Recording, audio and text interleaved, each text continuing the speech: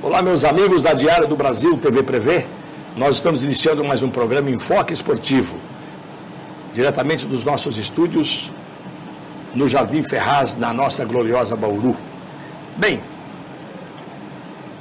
hoje eu estou trazendo aqui para a entrevista uma pessoa por quem eu tenho muito carinho como amigo, mas acima de tudo porque foi uma das pessoas que mais alegrias trouxe para a torcida do Noroeste e, evidentemente, para a nossa cedida, para a cidade de Bauru.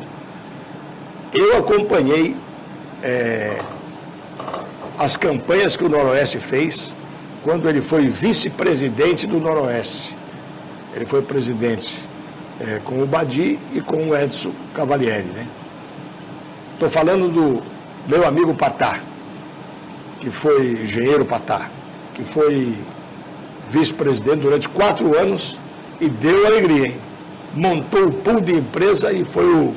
Eu já falei isso aqui várias vezes nesse programa, que tem que ter o pool de empresa outra vez, para poder fazer o Noroeste ter cascalho, para poder montar um time e fazer bonito, subir para a primeira. E nós, naquela época, ficamos acho que em 5º lugar no campeonato. Ele vai explicar direitinho agora para nós. Tudo bem, Patá? Ô Faria, uma satisfação imensa voltar aqui ao programa e relembrar um pouco o que de bom conseguimos fazer e que o torcedor e o Noroeste precisa, né? Porque foi um tempo bom e que a gente deixa saudades em qualquer canto da cidade que hoje você vá, ainda é lembrado o time de 87. O timaço de 87. Isso é um sentimento assim que não dá para explicar essa emoção em virtude de tudo que se passou, né? Há quantos anos, quanto tempo. E a semana retrasada até um amigo, motorista da Endurbe, me encontrou na rua, parou e falou assim: vai voltar para o Noroeste? Precisamos do time de 87. Então, isso é gostoso. Mas já fizemos parte da história e é uma satisfação imensa a gente relembrar aquele tempo que deixou marcas muito significantes para a história do Esporte Clube Noroeste. Você foi vice-presidente de 86 a 89, é isso? Isso. 86, 7, 8, 9. Isso, nós pegamos o Noroeste em 86. Sim. Estava na 2ª divisão. Ok. Não tinha meia, calção, chuteira, não tinha nada. E aí nós começamos. Era que nem Varja. Infelizmente tinha subido em 85 e já no final de 85 ia cair de novo. Ele subiu em 84, caiu em 85. Isso. E depois subiu em 86. E aí nós começamos aí um trabalho na 2ª. Fomos buscar alguns jogadores lá em Bento Gonçalves. Que o Varley, graças ao Varley que indicou os gaúchos. O difícil não foi contratar os jogadores, foi colocar o Badi no avião para levá-lo lá. Para contratar? Exatamente, porque ele tinha muito medo de avião. Uma alma boa que deixou saudade também para todos nós. Como não só como presidente, como amigo. Como amigo. E daí começamos a fazer, e começamos a lutar, e vai jogar em Taquaritinga, em Bebedouro, em Batatais, em Franca, Sertãozinho. E fomos vencendo cada desafio, que a decisão foi... Ficamos nós e o Sertãozinho. Mas deu tudo certo, passamos esse desafio e voltamos a primeira em Campinas, naquele quadrangular. Em 86, né? Foi comecinho de 87. Isso. Mas valendo para 86. Valendo para 86. E chegamos. E nós empatamos no último jogo, né? Eu lembro que nós fizemos um jogo. Era o Bandeirantes de Birigui, o São Bernardo, o Noroeste... E tinha um outro... Aqui de Santa Bárbara, não era? Acho que era. Santa Bárbara, acho que era. Se não me engano. E como achavam que nós tínhamos um relacionamento, entre aspas, com a federação, que por sinal era muito bom e a gente foi muito efetivo nisso também. Isso. Aí resolveram fazer o quadrangular em Campinas, no campo da Ponte Preta. Tudo porque eles sentiram que se fosse nos campos dos times, ia dar problema. Principalmente Sertãozinho, que deu problema lá em Sertãozinho. Né? Muito problema. Inclusive, passamos um sufoco muito grande e o finado juiz que... Bosquilha. Dulcídio Vanderlei Bosquilha. Teve um entreveiro muito grande com os dirigentes dentro da sede da federação, na antiga sede. Depois do jogo? Não, um dia depois do jogo. E aí foi para o tribunal deu os pontos ao Noroeste, que foi merecido, porque o jogo não foi concluído. Um lamentável acontecimento dentro de Sertãozinho. E o Noroeste se classificou. Para o torcedor entender, porque o Patá, a Diário do Brasil TV Prevê, gosta de falar para a garotada. Garotada de 15 anos para baixo, 16, até nego de 20 não sabe. O jogo de Sertãozinho, o pau comeu. O pau comeu e quebrou o pau. O juiz deu um pênalti, eles estavam ganhando de 1-0, né? Aí deu um pênalti para nós, né? Isso, exatamente. Ele deu um pênalti, o Dulcídio e Vanderlei Bosquilha deu um pênalti. Foi pênalti, ele deu um pênalti. E eles não queriam que batesse o pênalti. E vai daqui, briga de ali, briga e vai para o vestiário, o pau comeu e entra no vestiário e o pau quebra. O Dulcídio, muito inteligente, voltou, não é? Voltou, não, mas avisou vocês. Não foi o Dulcídio, quem estava apitando era outro árbitro. O Dulcídio só comprou a briga do outro árbitro. Comprou a briga do outro árbitro. É verdade, é isso mesmo. Ele era um sargento da polícia até. E o Dulcídio também era policial. Exato. Então... Só que o Dulcídio era grandão e brigão, não era que ele era briguento à tua. Ele era brigão, com ele não tinha conversa. Então ele gostava do que era certo. Né? Eu estou falando, já morreu também o Dulcídio. Exatamente. Então mas o Dulcídio acabou... Comprando a briga porque eles viram. O que acontece é o seguinte... Bateram no juiz, jogaram uma peça de halteres na cabeça do juiz, sorte que não acertou. E a TV EPTV de Ribeirão foi com 2 equipes. A nossa sorte foi essa. E quando começou a acontecer as filmagens, eles estavam com uma câmera até o momento do pênalti. Sim. E aí essa equipe foi embora. Já estava, a gente percebeu anteviu que ia acontecer todo esse tipo de problema. Sim. E daí, essa equipe foi embora. Mas a outra ficou. E eles foram lá, quebraram a câmera dos jornalistas, quebraram a filmagem, tudo achando que aquilo não seria a prova. Mas a prova já estava longe. Já tinha ido embora. Aí, no outro dia, nós levamos a outra prova, a concreta, na federação. E eles chegaram lá questionando que tinha um esquema armado para o Noroeste e tudo. E o Dulcídio tinha acabado de assistir todas as cenas que antecederam ao fato. Sim. E aí, não precisou 2 vezes, ele levantou e deu um voleio no presidente do Sertãozinho, que ele se arrastou, acho que foi uns 5 metros, dentro do saguão lá. O Dulcídio era... E depois foi para o tribunal viu as provas concretas, nada favorecendo ao Noroeste, é bom deixar bem claro isso. Deu o que era normal. E o que era certo. E aí foi referendado a vaga para o Noroeste. Porque foi lá em Sertãozinho, o pau comeu, para o garoto entender, e agora o Patá, eu não sabia das duas filmagens, né? Eles quebraram toda a equipe de uma filmagem, de equipamento, acabaram com então, acho que era ainda fita, quebraram tudo. Não tem, mas a outra já tinha saído, né? Eles tinham levado embora já, para Ribeirão Preto, né? De Ribeirão, né? Exatamente. A equipe de Ribeirão. Então, na verdade, o Noroeste acabou provando que estava certo, né? Mas foi complicado. Uma cena lamentável, porque não pode acontecer, não devia acontecer. E inclusive nos dias de hoje, né? O que aconteceu aí recentemente com o time do Fortaleza. Sim, uma situação que o futebol é uma cultura e a gente tem que procurar desenvolver com educação, porque não são inimigos.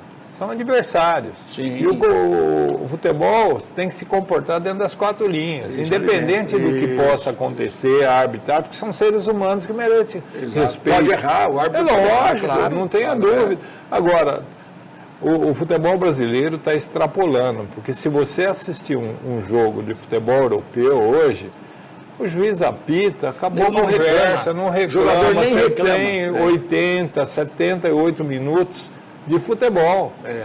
Ontem estava assistindo São Paulo e Guarani, um absurdo, o goleiro do Guarani caiu umas 12 vezes dentro do campo. Uma hora era a perna, outra hora era o braço, outra hora era a orelha. Quer dizer, isso não justifica. Não. Outro dia o Corinthians jogando também, o outro time não deixava jogar.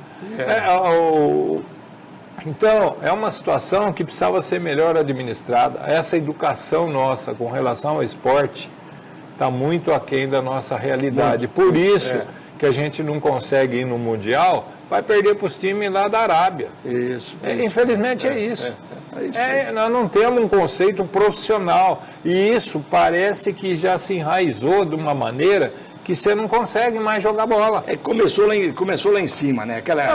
Se você pegar aquele livro, O Lado Sujo do Futebol, começou lá com Avelange, Teixeira, lá de cima, né? E veio.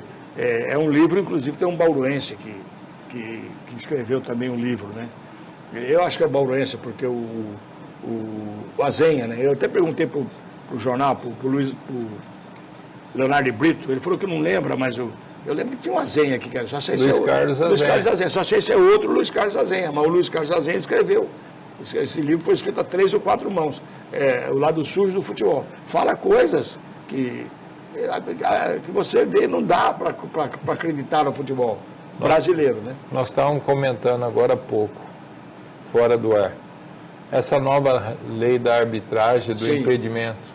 Como é que pode? Quer dizer, se um jogador sofre um acidente depois, ou uma entrada mais faltosa. Exato, eu falei isso. E a bandeira vai levantar logo depois. Eu comentava com os meus amigos, assim, porque o garoto às vezes não está sabendo do que nós estamos falando. Hoje, determinação da FIFA, sempre ela, a dona FIFA, só faz caca. Então, o que acontece? Eles falam que quando acontece, antigamente, no tempo que o Patá era vice-presidente, quando eu fui repórter de campo, nós temos o Walter Lisboa, Valdomiro Borges, Paulo Sérgio Simonetti, né? J. Augusto, J. Martins, nosso tempo aí. Dedé, o grande Finado Dedé. Então, nós éramos, o Pilica também. Então, nós que trabalhamos em rádio, aconteceu o impedimento, o Bandeira já levantava a mão, o juiz já está impedido. Hoje não. A FIFA falou que o cara está impedido, o bandeirinha continua, a jogada continua. Depois que acabou a jogada, aí saiu o gol, aí o bandeirinha levanta, fala, não foi gol porque ele estava impedido, antes que o cara que passou para ele estava impedido, 30 segundos antes, 40 segundos antes, tinha acontecido o impedimento. Então por que não deu na hora? Não, aí que ele levanta, não foi escanteio, não foi porque o cara estava impedido. Antes era na hora, agora então nós estávamos comentando, e se depois dessa hora eu não levanto a bandeira e a jogada continua, sem valer, mas está continuando, e quebra a perna do jogador, ou dá uma distensão no jogador, ou estoura o goleiro, não sei porquê, não dá, Infelizmente, tem situações que não dá para se completar, principalmente num esporte que é muito contato físico. Muito contato físico. Então, essa realidade tinha que ser mudada. E a consequência que o árbitro hoje está sofrendo é impressionante. Quer dizer, o futebol está chegando num ponto que daqui a pouco você vai ter que pôr um ringue no centro do campo para decidir o resultado. Isso nós não podemos mais conceber. Não pode. E o futebol brasileiro está indo por uma situação deplorável. Isso na Série A do brasileiro e aqui no Campeonato Paulista. Exato. Na Série A do Paulista, na A1 aqui. Você imagina o que não acontece na Série A3, na Série B, por aí, nesse fim de mundo aí que não tem quem defenda. Infelizmente, essa cultura está indo para a pior situação. E hoje, árbitro sofrendo punição, jogador atentando contra a arbitragem, porque é um ser humano que está ali. E ele não está mal intencionado. Tem o VAR, tem partidas, lógico, que é Série A e B, se não me engano, que só tem o VAR. Mas do restante, não tem você VAR. imagina o que acontece por aí, esse Brasil afora. Então, essa realidade precisa mudar, essa cultura precisa mudar. Nós estamos diminuindo o potencial do futebol. Sim. Porque hoje o futebol, você não percebe aquele jogador que dá um drible, que vai na linha de fundo. Hoje é só contato físico. A técnica está desaparecendo. Enquanto os outros países do mundo estão tentando assimilar a técnica do jogador brasileiro, nós estamos invertendo o processo. Isso. Porque o que acontece? Você tem um time muito técnico, se ele não usar o potencial dele, ele vai se equiparar ao time menos técnico. Essa é a realidade. O outro só está batendo. Então, essa é a realidade dos fatos. E a seleção brasileira perdeu o que ela tinha de melhor. E nós estamos passando tempo. Troca treinador, não, vamos jogar na recuado. Que isso? O futebol brasileiro tem um potencial incrível. Prova é que um Hendrick, que com 16 anos está indo para o Real Madrid, o maior clube do mundo. Sim. É essa a realidade que nós temos que viver. O menino que está no Barcelona, que foi do Atlético Paranaense, o Vitor Roque. Então, também, é isso que nós temos que valorizar. Essa moçada que está aparecendo. Vinícius Júnior. O Rodrigo. Quer dizer, são esses jogadores que vão montar a nova realidade do futebol. Sim. Agora, não podemos jogar com 3 volantes, com 4 laterais, nós temos que ter gente. 4 zagueiros, 3 zagueiros, 3 zagueiros e 2 volantes que não sabem. Nós temos que mudar essa mentalidade. Nós temos que resgatar isso da seleção de 82, que não ganhou nada, mas deixou saudade, de 86, de 70. Esses são os times, esse é o futebol brasileiro. Mas, infelizmente, não. Hoje, o futebol brasileiro está se equiparado assim, vamos garantir o emprego. Treinador. Então, não, vamos jogar fechadinho. Não pode perder. Onde está, Faria? Chega. Quando ele falou da seleção de 82, para a garotada saber, foi uma das maiores seleções da história do futebol, não do Brasil, do futebol do mundo. Nós tínhamos um meio de campo formado por... E aí eu acho que o erro do Tele foi aí, não o erro que ele jogou, não era assim que era para jogar, porque era um futebol bonito, ficou um futebol bonito, mas não botou marcador. Ele entrou com Toninho Cerezo, Falcão, Zico e Sócrates, entendeu? Então, ninguém marcava, Sócrates era um craque, só sabia jogar. O Zico era um craque, mas não era de marcar, não era... E ele jogou com o Toninho Cerezo, que quando o Brasil levou o gol, o Toninho Cerezo estava lá na ponta esquerda, que era o volante, que devia ser o primeiro volante marcador. Estava lá na ponta esquerda do Brasil. Se ele entra, ao invés do Toninho Cerezo, com o Batista, que era o marcador, então o Batista marca e deixa os caras, Sócrates, o Zico, apresentar lá, arrebentar. Perdemos a Copa do Mundo com um time que o Tele encantou o mundo, né, e não conseguiu ganhar a Copa do Mundo em 82.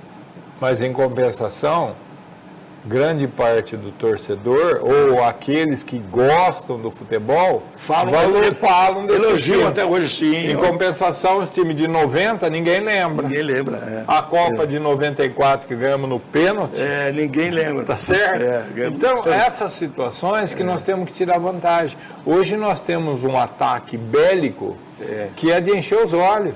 Você já imaginou Neymar, o Vitor Roque, Neymar, Vinícius Júnior, Rodrigo e o Hendrick? Precisa de mais alguma coisa?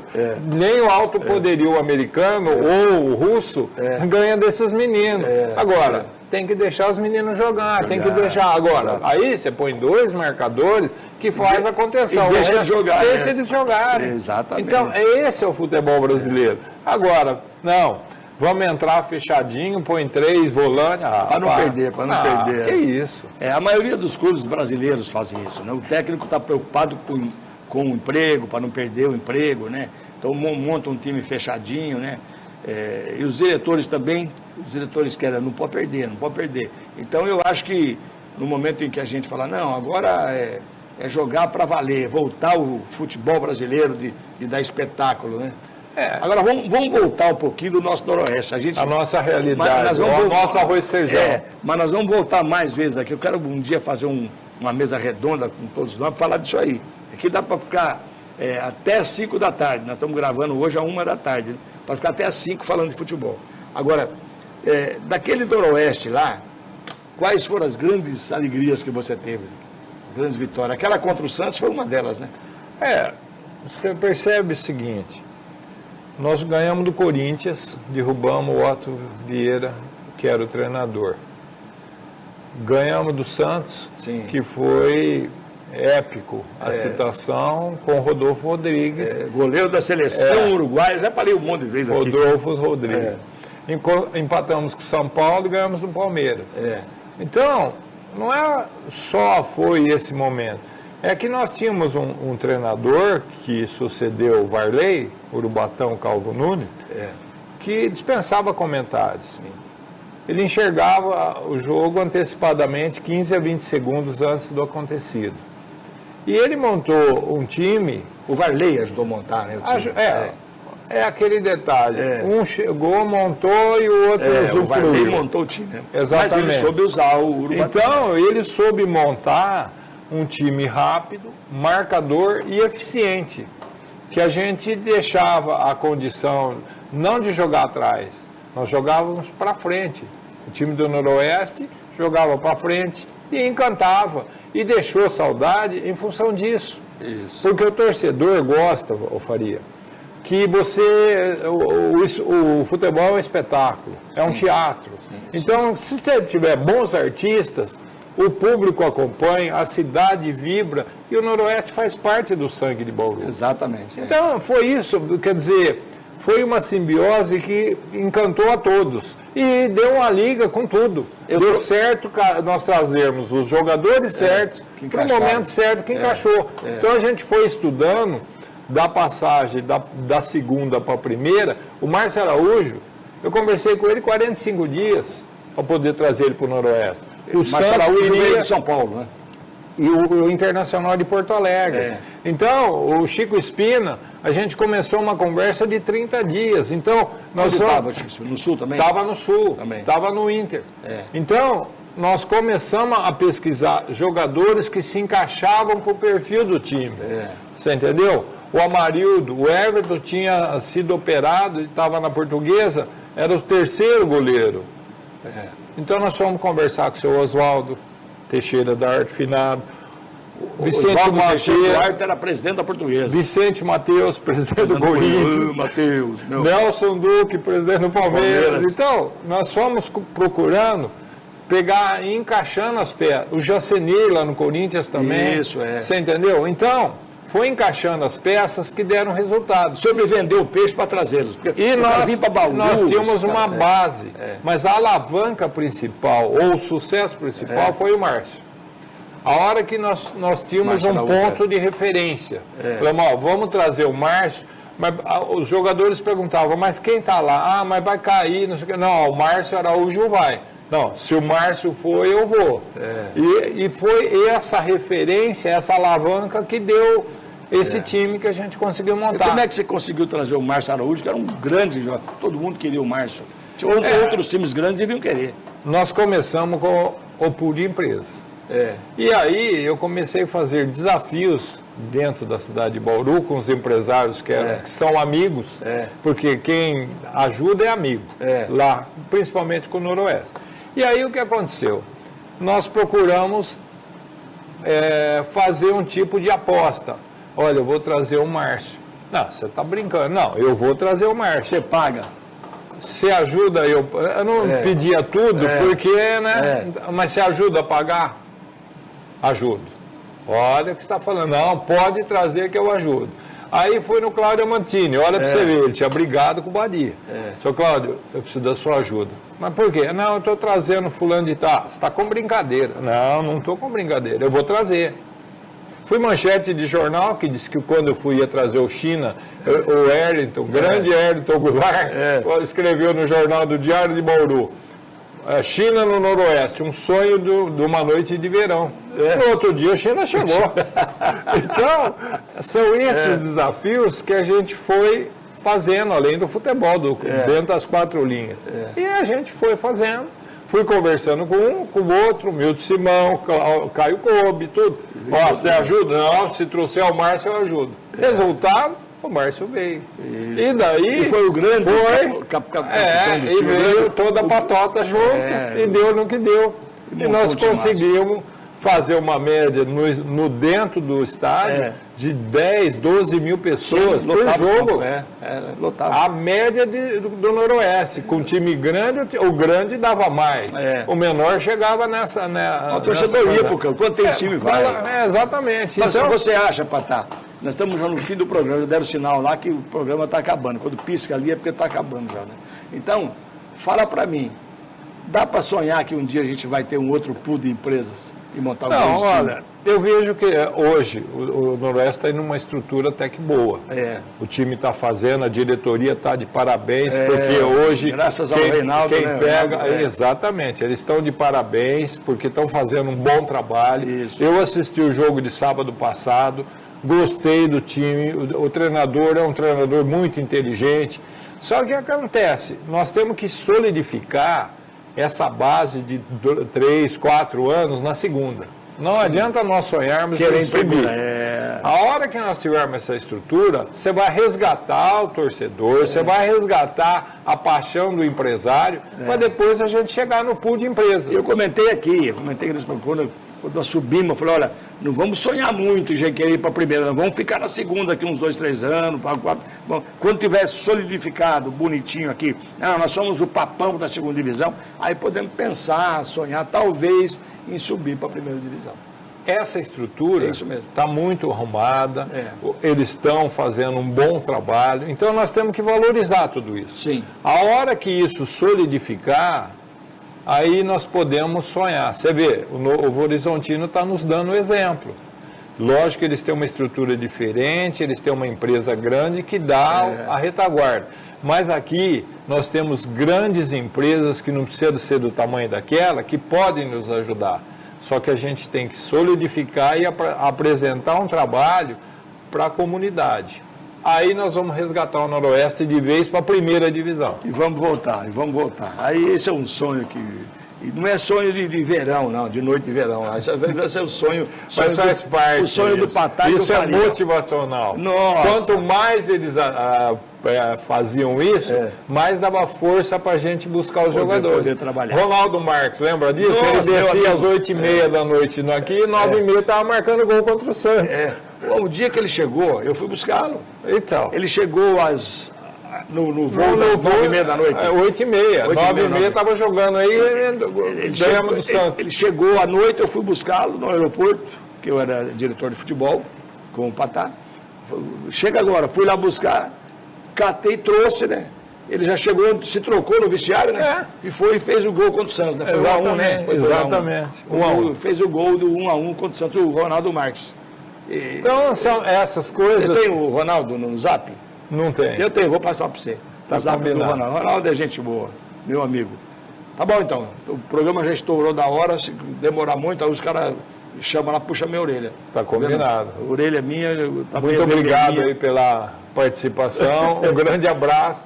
Isso é gostoso a gente falar do Noroeste e um pouquinho do futebol, que é a paixão nacional. Eu vou trazer outras vezes o Patá aqui, que é um bom papo, boa conversa, dá um programa de 55 horas, tá bom? Muito obrigado, Patá, meu amigo Patá. Um grande abraço, muito obrigado a todos vocês. Obrigado, Bruno, obrigado nossos amigos aqui da TV, toda a equipe de retaguarda aqui da TV, ao Renatão e Renatinho, você viu como é que tá ficando bonito isso aqui, né? Muito bonito, parabéns aí ao Renato. É o engenheiro que está falando, entrou um engenheiro aqui dos melhores, dos mais importantes da cidade, e quando ele viu isso aqui, falou, nossa, está reformando tudo aqui, está bonito. O Renato é expert no assunto.